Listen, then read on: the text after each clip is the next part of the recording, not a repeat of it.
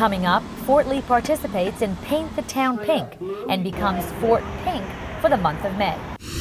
Some kind of wise guy makes a stop in Fort Lee, and it was an evening full of laughter. A new traffic control system in town will help ease congestion on local streets. Hi, I'm Linda McHugh. Welcome to our May Show.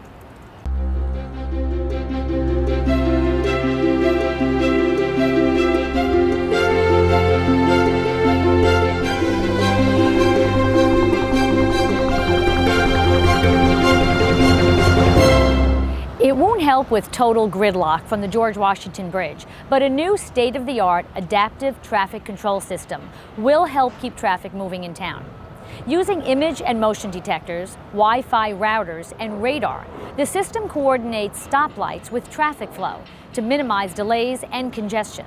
When you have a major event on the Cross Bronx, when there's a major event on the bridge, when someone decides to close lanes, there's nothing that I'm going to be able to do about that because it's just complete gridlock, right? I mean, when it's complete gridlock because of the bridge or because of the Cross Bronx, we just run into that problem, right? And this traffic system is not going to cure that. This traffic system is going to help alleviate the problems we get into with volume. The new adaptive traffic sensors, which are being installed at nearly a dozen intersections in town, collect data and adjust the timing of red, yellow, and green lights to accommodate changing traffic patterns. There'll be no unnecessary downtime where you're sitting at a red light and there are no cars crossing. Perfect example is right behind me here on Lemoyne in Maine, where you're staying at that light on Lemoyne and there are no cars crossing on Maine and you're at that light for 2 minutes. It's very, very frustrating. It's really more about getting everybody through Fort Lee at their pace that they need to. The best news about all of this is this whole system costs somewhere just under $2 million. It is being paid entirely by these redevelopers, by Tucker Development and SJP Residential, who built the Modern. When you build something bricks and mortar, it's not just about the steel structure or the concrete structure. It's really about the community. We didn't argue the fact that we need to help the traffic flow around here. I was always nervous about what if the power went down? What if the internet went down? Do these lights now turn off and we have chaos in Fort Lee? If there's an event, power or the internet for some reason or the Wi-Fi goes down, these lights then automatically reset to just conventional traffic lights. The good thing about the system is it is adaptive.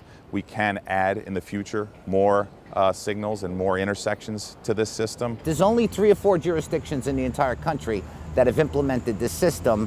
All have experienced very high levels of success, so we're excited about it. Paint the Town Pink, now in its 11th year, is a community-wide initiative spanning 75 towns throughout New Jersey. And Fort Lee is proud to be part of the 2017 lineup of Pink Towns.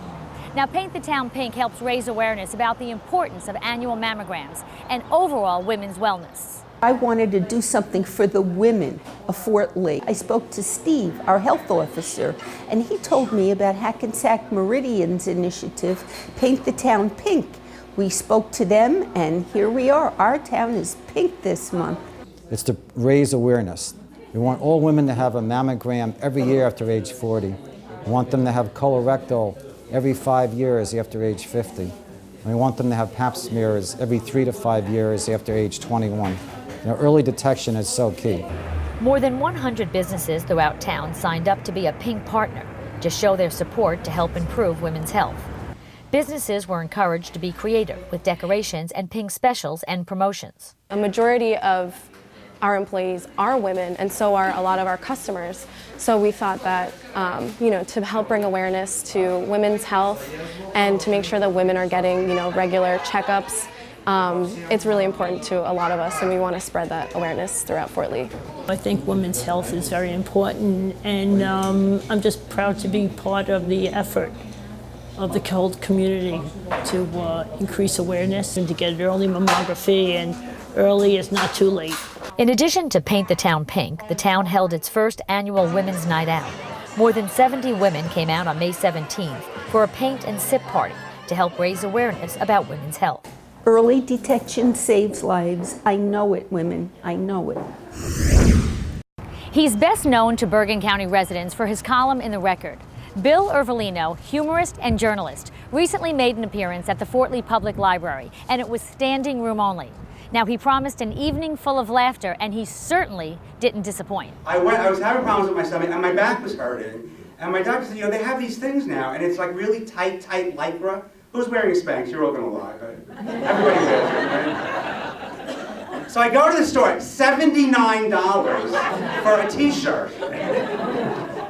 And it's so tight, and I have it here. It's like, you know, you can see it.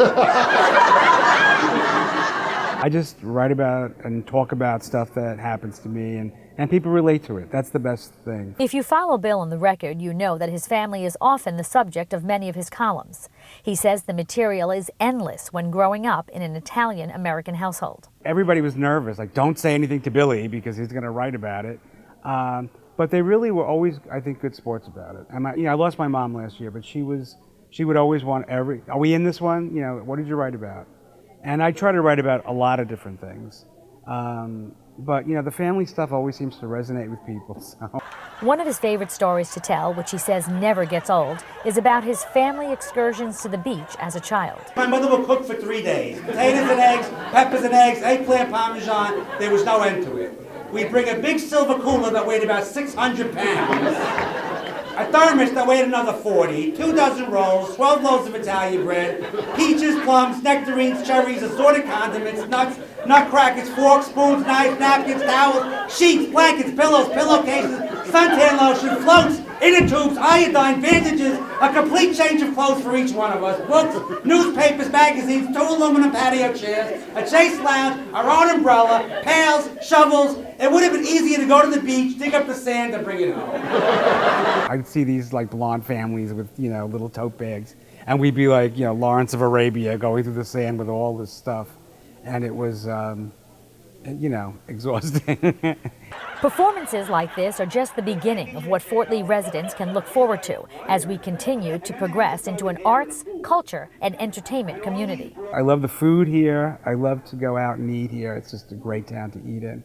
And the shopping is great too. I love to bring people here when they visit and just show them the town because it's pretty and it's my kind of town. That's our show for this month. Thanks for joining us again, and we'll see you next time.